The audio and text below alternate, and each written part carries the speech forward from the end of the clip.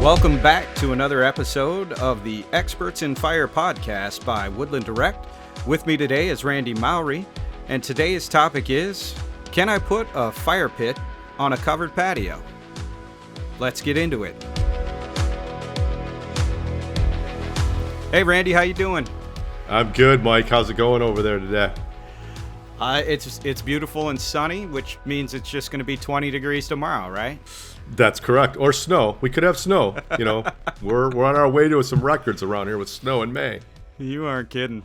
So you know what though? On a beautiful day like this, it means a lot of people, even though we're in quarantine, are moving out into their backyards, onto their patios, onto their decks. And of course, we already know down in the South, we have a lot of partners down there who have been bragging about being outside already. You know, it brings up a really good topic of where can I put a fire pit? Last time we talked about, can we put a fire pit on a wood deck? This time, you know, let's talk about, can I put it on a patio or a deck that has a cover over the top of it? What are some of the things I should be aware of if I'm sitting there right now, Randy, in quarantine, and I'm going, man, I just want some fire in my backyard. Can I do it?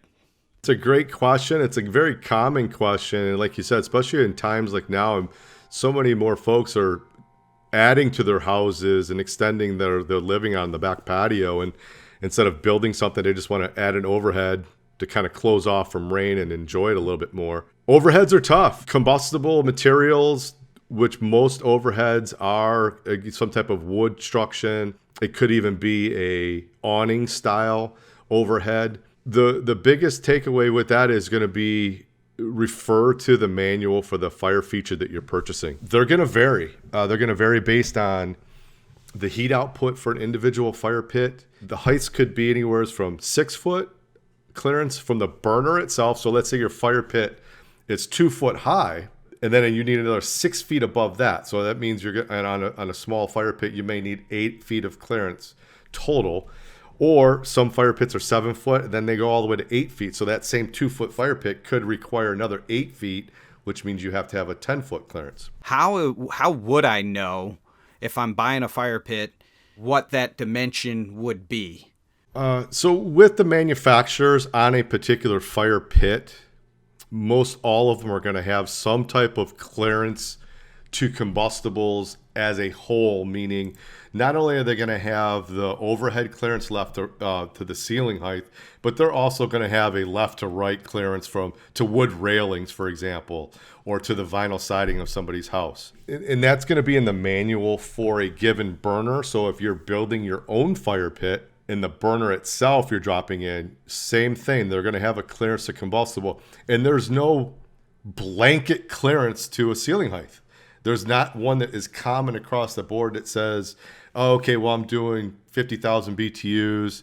It's going to require 6 feet. We don't see that as a blanket because it is manufacturer specific. That same burner from one manufacturer may require higher clearances, but it is their guideline, and that's what you're going to want to follow, is that manufacturer's guideline. Absolutely. You brought up in there BTUs, and that's a good place just to kind of stop. When it comes to BTUs, how's a customer going to know where to look to find the BTUs coming out of their burner, as well as where to look to find the actual clearance on this particular unit?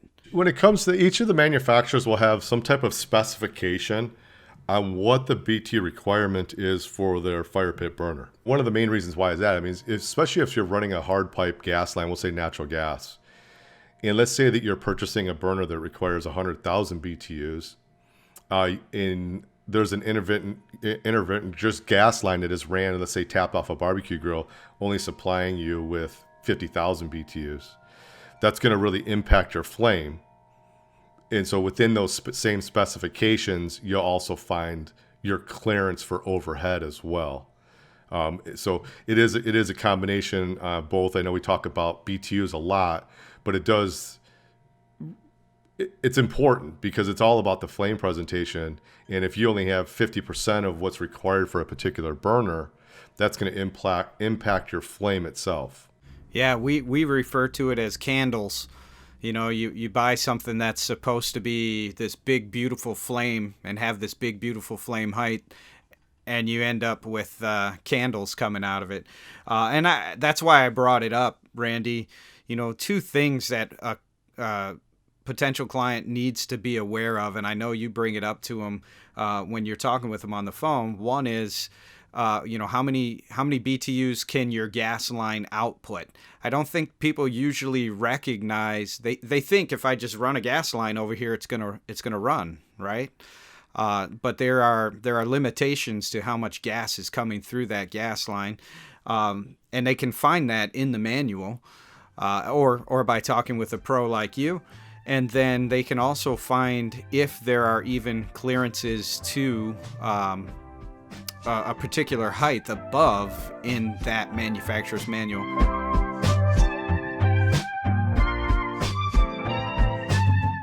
Does every manufacturer of burners or fire pits allow for a structure to be up above? Great question. No, they don't. There are quite a few that are going to say that under no circumstances that there is to be anything above. And we're talking not just of, we'll call it like awnings or roofs, but it could be trees, your soffit for your house. They just will not allow any type of obstruction over top of it. And it's just part of their requirement. So you want to follow their requirements. Exactly. And that brings me to my next question. What is the actual danger of not following these types of restrictions that are found inside the manuals for these manufacturers? It could be ventilation problems. So, for example, let's just say that you have a roof overhead and you have two walls. So you're cutting off a lot of the ventilation, we'll call it cross ventilation, that you would typically have in an open deck area with nothing overhead. And all of a sudden, not only do you have a wall behind you, a wall to the left or right, now we're putting a roof structure over top of it. So now we're trapping a little bit of air. So these kind of things can reduce the ventilation and possibly trap carbon monoxide within a space. It's not a confined space. We're still open. We have some airflow, but these are just some of the things that could happen when you have an overhead structure. Yeah, that's a solid point. A lot of people don't think about it. They think it's just covered. It's no different than having my gas stove or, gas oven on in the house.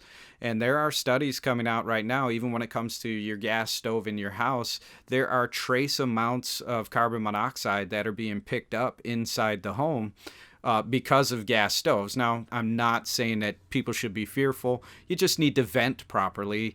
And if you begin to close in, and you come right up to a really good point, Randy, because I know you had a client who had proper clearances. He had a covered patio as a restaurant, and you worked with a really good pro over there, and you guys made sure everything was to spec, everything was to par. They had proper ventilation on the sides. But why don't you go ahead and tell the story of what happened from there? This was a commercial job. We had plenty of clearances, and this was actually an open rafter, steel rafter, so it was all non-combustible material, like an open pergola, so it was fully vented on one side. The opposite end was fully open. There was no overheads whatsoever, nothing to the left and to the right. However, because the beams themselves fell, what they did is during their final construction, they actually lowered their beams and they got dinged with it because of the height. So we required, because of the BTU output on this particular burner assembly, we required it was around 8 feet of vertical clearance from the top of the burner. It ended up being just under 7 feet, but because there was a service area on the opposite end of this see-through style fire pit, the inspectors would not allow them to be able to use this burner. That's an excellent point, Randy. We work with a lot of professionals across the country, homeowners and professionals, and a lot of times we get asked particular questions like that. And I know I've heard you on the phone with people going, "Don't do anything." I believe, oh man, it was a year ago. I walked by your desk when you were talking to a client, and you told them you wouldn't even sell it to them until they had talked to their local jurisdiction, because it's just that important to understand. When I put something like this in place, it could cost a lot of money with one person coming out to visit to inspect and go, Not even close. I don't care what the manufacturer's book says. I'm the local jurisdiction. I'm going to tell you what you can and can't do, and you can't do that. You have fire-related questions, and we have answers. You can email us your questions at podcast@woodlanddirect.com or give us a call at 586-221-3638. We would love to be able to answer them right here on the Experts in Fire podcast. Let's zoom out a little bit. You know, I heard you say earlier in one of your comments that some manufacturers have you measure from the ground up, and some have you measure from the tabletop up.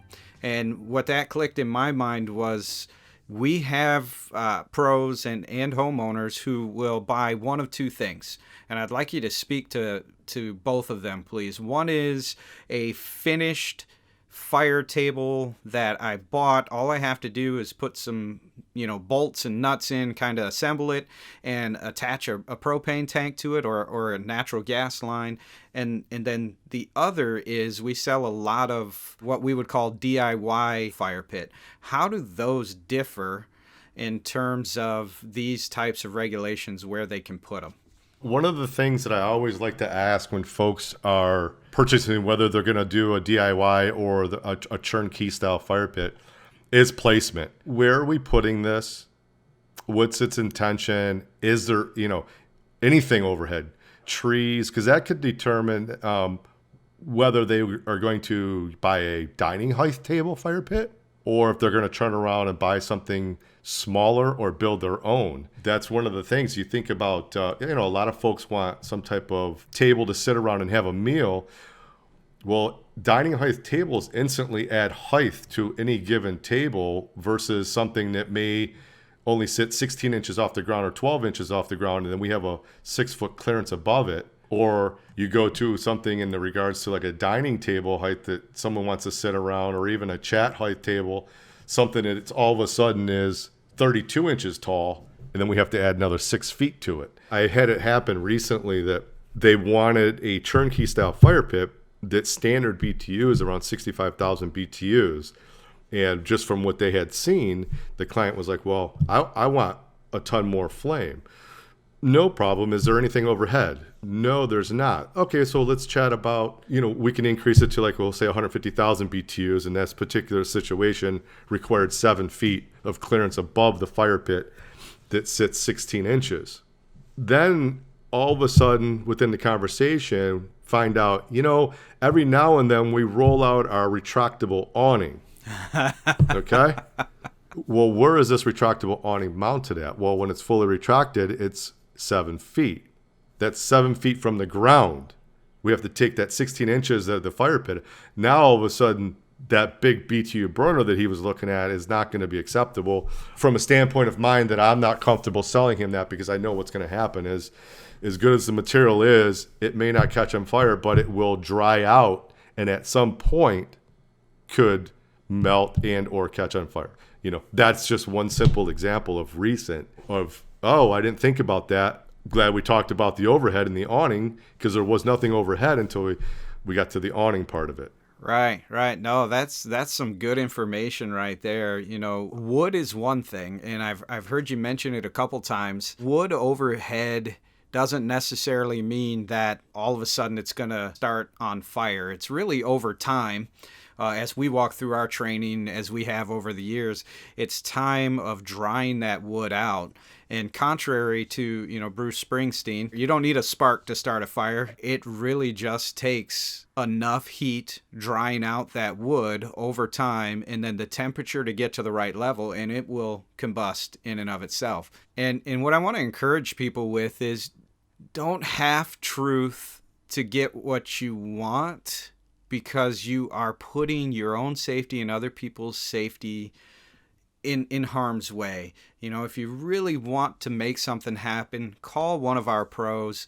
They'll walk you through your scenario. We are not in the business of saying no, but we aren't afraid to say no if it's going to hurt somebody. And that's really, you know, the reason behind, the impetus behind a podcast like this, is to help people see all the different scenarios that are going on.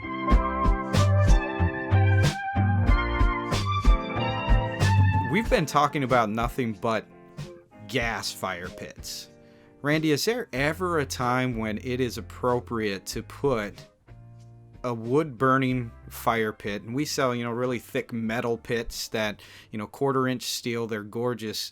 Is there ever a time where you could put a wood burning pit underneath a covered patio of any sort? No, it's a whole different animal because we get into wood, higher heat temperatures. Not only that is you're talking, we're getting sparks that are going to fly off, even with a spark screen. Anything overhead, as anybody knows, it's almost like trying to burn a wood burning fire pit with a retractable awning at a campground, and you're doing it under your awning on a campground. That's just not something you're going to do, just because it's going to catch that awning on fire. It's going to melt that material, as good as that material is. So there's never a good circumstance where you should be burning a wood fire pit under any type of combustible awning, even with a non-combustible, because we do get that as well. It's like, oh, well, I have a full aluminum awning. It's all non-combustible. Absolutely correct. It's non-combustible.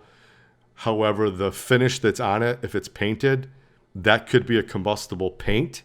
It's still an overhead, and then also the trapping of the gas. So there's some ventilation concerns there as well. Absolutely. And I appreciate that. Yes. Thanks again, Randy, for coming out today and spending some time with us on the Experts in Fire podcast. I really appreciate it, man. Oh, my pleasure, Mike. Anytime, always happy to take time out of any one of my days to help our clients out. Thanks again for listening to the Experts in Fire podcast. I'm Mike Vennard, and I really appreciate you joining us here today. Next time, we're going to be talking about how to build a do-it-yourself gas fire pit. See you then.